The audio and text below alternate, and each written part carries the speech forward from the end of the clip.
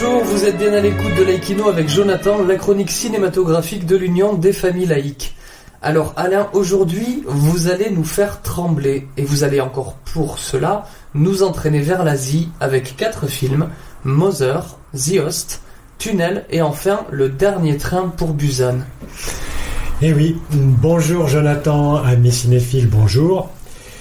Ben oui, c'est un genre que je n'ai pas encore abordé avec vous, tout simplement parce que dans le domaine du film d'angoisse, d'épouvante, on peut dire que la qualité n'est pas toujours au rendez-vous.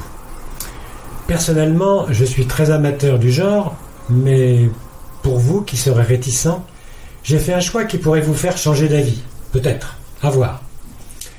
Ce sont des films peu connus, qui certes n'ambitionnent pas de rivaliser avec les grands classiques du genre tels La Nuit des Morts Vivants, Halloween ou Massacre à la tronçonneuse. J'ai tenu à vous épargner le plus possible les films gore, qui sont souvent sans intérêt. La production de ces films étant assez prolixe, il faut en voir beaucoup pour en retenir quelques-uns. Et là encore, vous allez voir, le cinéma asiatique revisite avec un talent certain le genre, en lui donnant souvent un sous-entendu politique très intéressant. J'ai en fait sélectionné 7 longs métrages dont je voudrais vous parler, mais en 2 fois, pour ne pas mettre vos nerfs à trop rude épreuve. On y va ? Alors, direction l'Asie, avec 3 réalisateurs coréens. Eh oui. Le traumatisme de la guerre et de la séparation du pays en deux est propice à l'état d'angoisse qui sourd de ces films.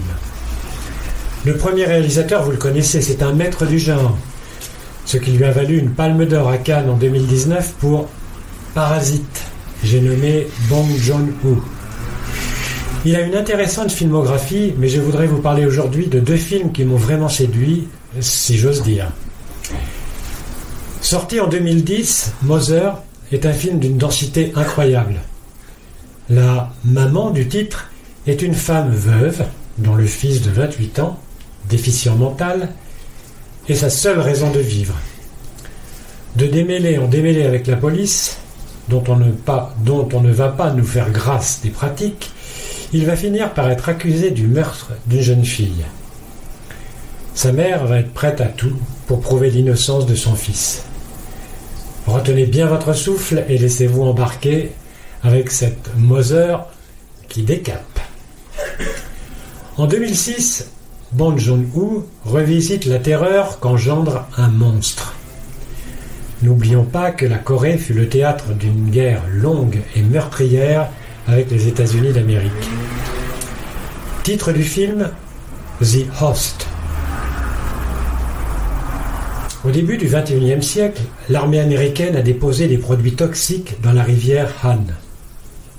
Et, des années plus tard, le poisson se fait rare dans cette rivière, qui traverse Séoul, et des riverains affirment avoir vu une créature terrifiante sortir de l'eau.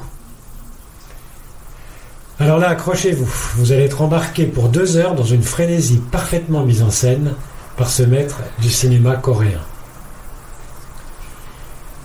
Kim Seong-hoon, autre coréen, réalise en 2016 Tunnel, qui relate la survie d'un automobiliste emmuré dans un gigantesque tunnel. Au travers de ce récit classique de l'angoisse de l'enfermement, le film est particulièrement intéressant sur le plan politique. Ils sont dépeints l'influence énorme que prend cette tragédie filmée en direct par les médias, ayant un impact démesuré sur le plan humain et technologique. On y retrouve l'essence même de la culture coréenne, teintée de soumission et de respect exacerbé.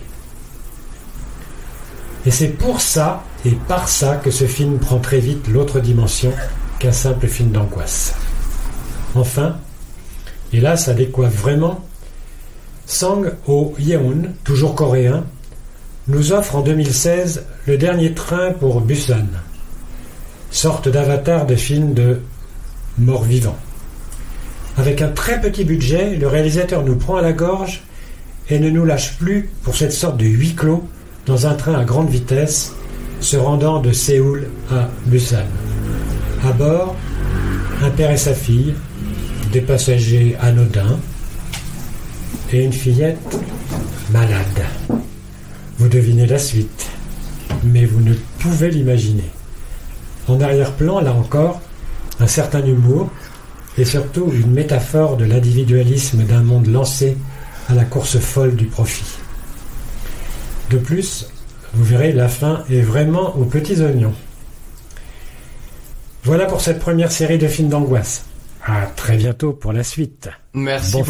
Merci beaucoup Alain. En attendant de nous retrouver, n'oubliez pas notre émission de balado-diffusion sur laïcitad.ufal.org ainsi que notre site ufal.org. N'oubliez pas que nos activités ne sont possibles que grâce à vos dons et à vos adhésions. C'était Jonathan sur Laïkino. À très bientôt.